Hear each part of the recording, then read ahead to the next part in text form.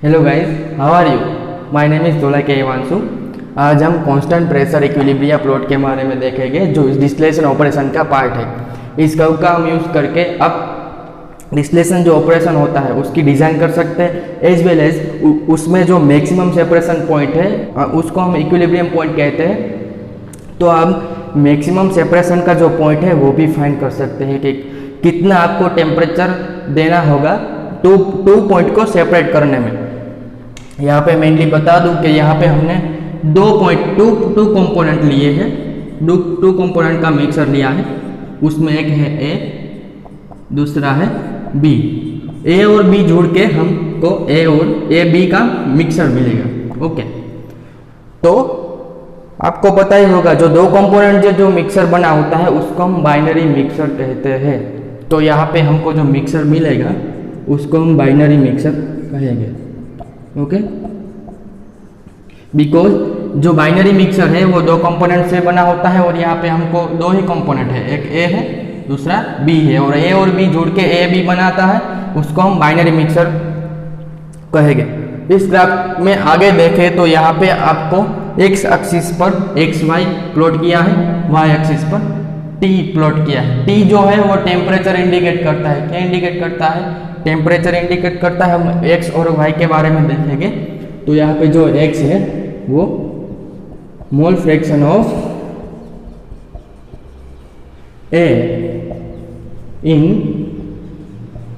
Liquid phase. Okay, और जो Y है वो मोल fraction of A in vapour phase. Okay, यहाँ पे हमको मेनली एक्स और वाई इंडिकेट किया है। वो जो एक्स क्या इंडिकेट करता है? ए का मोल फ्रैक्शन कहाँ पे? लिक्विड फेज में। और वाई जो इंडिकेट करता है वो क्या इंडिकेट करता है? मोल fraction of A in vapour phase. अब हम कर्व के बारे में देखेंगे तो यहाँ पे आपको एक अपर की लाइन नजर आ रही है, एक डाउन की लाइन नजर आ रही है। जो डाउन की लाइन जो आपको नजर आ रही है वो क्या इंडिकेट करती है?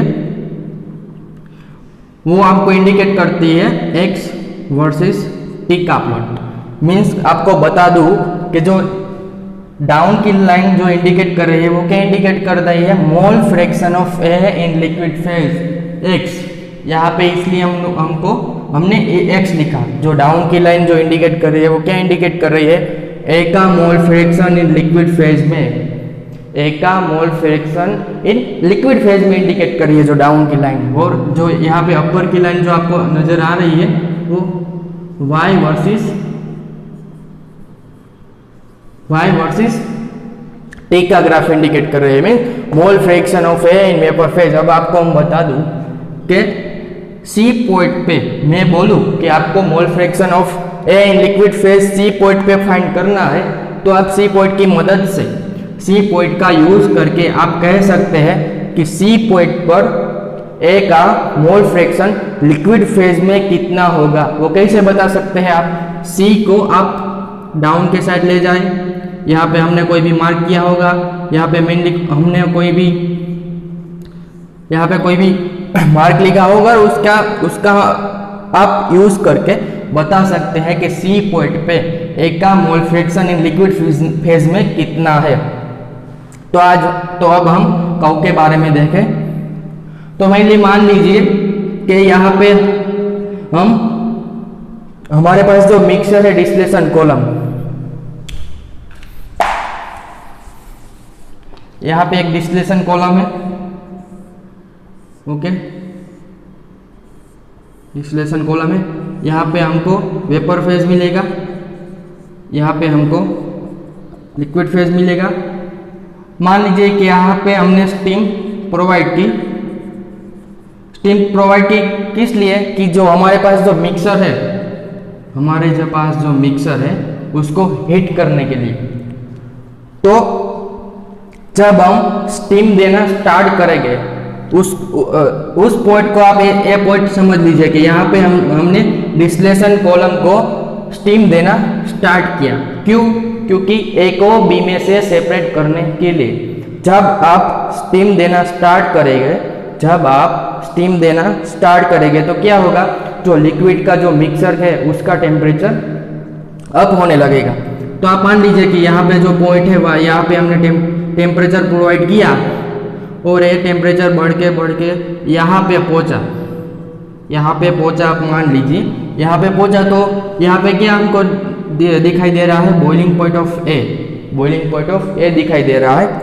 तो आप जान सकते हैं कि जब यहाँ पे टेम्परेचर आएगा तो इस टेम्परेचर पे जो ए पॉइंट है वो वेपर में कन्वर्ट होने का स्टार्ट हो जाएगा। यहाँ पे ए जो है मोर वोलेटाइल कंपोनेंट वो क्या होगा कि वेपर में कन्वर्ट होने का स्टार्ट हो जाएगा। मान लीजिए कि इस पॉइंट का आपको टेम्परेचर फाइंड करना है कि इस पॉइंट पे टेम्परेचर कितना है। तो आप क्या करेंगे, यहाँ इसको आप वाई एक्सिस के तक खींच लीजिए तो यहाँ पे आपको पॉइंट मिलेगा। तो यहाँ पे हमने कोई पॉइंट इंडिकेट किया होगा कि मान लीजिए यहाँ पे 78.4 डिग्री सेल्सियस हमने लिखा है। तो यहाँ पे आप कह सकते हैं कि यहाँ पे ए का जो बॉइलिंग पॉइंट है वो आप कह सकते हैं कि 78.4 डिग्री सेल्सियस है। तो टेम्परेचर अब यहाँ से यहाँ तक पहुँचा तो क्या होगा, जो ए है वो वेपर फेज में कन्वर्ट होने का स्टार्ट हो जाएगा। तो यहाँ से आप मान लीजिए कि टेम्परेचर बढ़ के डी पॉइंट पे पहुँचा। तो डी पॉइंट पे पहुँचा तो डी पॉइंट पे आप फाइंड कर सकते हैं कि इस टेम्परेचर पे ए का mole fraction in vapour phase में कितना है। अब मान लीजिए कि ए का मोल फ्रैक्शन कितना है इन वेपर फेज में। तो यहाँ आप कैसे देखेंगे, तो इस डी पॉइंट को आप नीचे के साइड खींच ले तो यहाँ पे आपको नजर आ रहा है कि मोल fraction of A in vapour phase में कितना है। ओके, यहाँ पे आपको नजर आ रहा है कि डी पॉइंट में ए का वेपर फेज में मोल फ्रैक्शन कितना है। अब इसी टेम्परेचर पे मैं कहूँ कि ए का मोल फ्रैक्शन लिक्विड फेज में कितना है, तो आप फाइंड कर सकते हैं सी पॉइंट पे। तो आप टी के सामने से जो सी पॉइंट नजर आ रहा है वो नीचे के कर्व पे है। नीचे के कर्व में हमने देखा था कि जो नीचे का कर्व है वो ए का मोल फ्रैक्शन लिक्विड फेज में इंडिकेट कर रहा है। तो आप सी पॉइंट पे जब टेम्परेचर आएगा तो आप फाइंड कर सकते हैं कि ए का लिक्विड फेज में कितना है मोल फ्रैक्शन। ओके, अब मान लीजिए कि टेम्परेचर बढ़ा और किस पॉइंट पे पहुंचा, एफ पॉइंट पे पहुंचा। तो एफ पॉइंट में आपको इस एफ पॉइंट पे आपको mole fraction of A vapour phase में फाइंड करना है। तो आपको इसको डाउन साइड ले जाएंगे। डाउन साइड आप माप सकते हैं कि यहाँ पे ए का वेपर फेज में कितना है। तो यहाँ पे मैं बताऊँ ए क्या पॉइंट का इंडिकेट कर रहा है, ए डी पॉइंट का इंडिकेट कर रहा है, ए एफ पॉइंट का इंडिकेट कर रहा है। तो आपको एक ऐसा क्वेश्चन जनरेट होगा कि जैसे जैसे टेम्परेचर बढ़ेगा वैसे वैसे तो मोल फ्रैक्शन ए का बढ़ना चाहिए, बट रियली में यहाँ पे डाउन हो रहा है। यहाँ पे जो होगा डी पॉइंट में जो mole fraction in vapour phase में होगा, जो टेम्परेचर बढ़ता है ए पॉइंट पे पहुंचता है तो ए का जो वेपर फेज में जो मोल फ्रैक्शन है वो डाउन हुआ। यहाँ पे इससे यहाँ पे जो मोल फ्रैक्शन है वेपर फेज में डाउन हुआ। तो आपको लगता होगा कि जब जैसे जैसे टेम्परेचर बढ़ेगा वैसे वैसे ए का वेपर में कन्वर्ट होने का जो रेट होगा वो बढ़ेगा। लेकिन यहाँ पे ऐसा नहीं हो रहा है, क्योंकि मैं आपको बता दूं कि जैसे जैसे टेम्परेचर बढ़ेगा वैसे वैसे बी स्मॉल अमाउंट में वेपर में कन्वर्ट होने का स्टार्ट हो जाएगा, बट माइनर में होगा।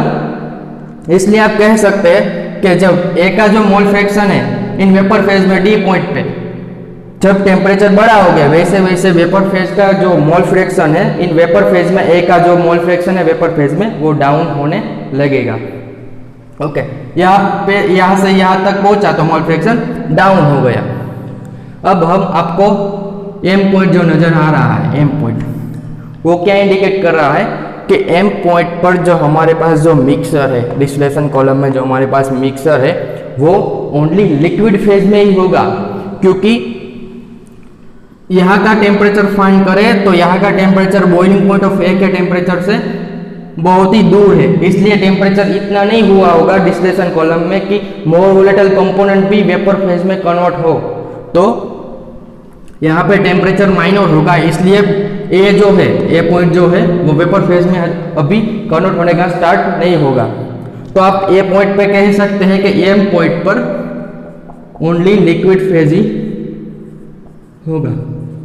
ओके, एम पॉइंट पर ओनली लिक्विड फेज ही होगा। अब मान लीजिए कि एम पॉइंट से हमने टेम्परेचर बढ़ाया, किस पॉइंट पर? ई पॉइंट पर, जहां पे आपको ई पॉइंट जो नजर आ रहा है, एम पॉइंट से हमने टेम्परेचर बढ़ाया ई पॉइंट तक। तो ई पॉइंट क्या इंडिकेट कर रहा है? ई पॉइंट जो है वो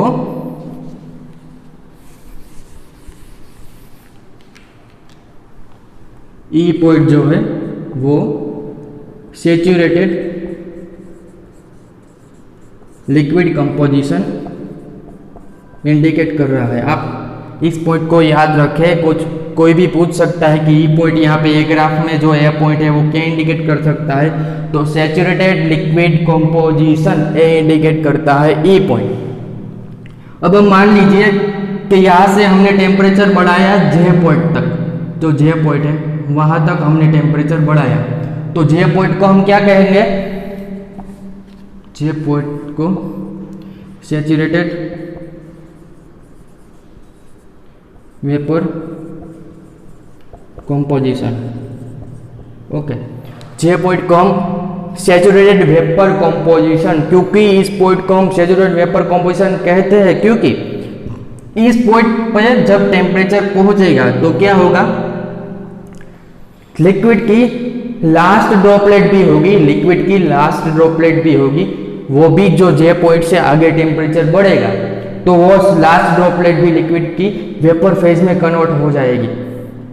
क्योंकि आप टेम्परेचर यहाँ पे आप फाइंड करें तो यहाँ पे temperature boiling point of B का टेम्परेचर और जी का टेम्परेचर का जो डिफरेंस है वो इतना ज़्यादा नहीं है, माइनर ही है। तो इतना टेम्परेचर बढ़ने में थोड़ा ही टाइम लगेगा, थोड़े ही टाइम में बॉइलिंग पॉइंट ऑफ बी का टेम्परेचर आ जाएगा और वहां से बी पॉइंट भी वेपर फेज में कन्वर्ट हो जाएगा।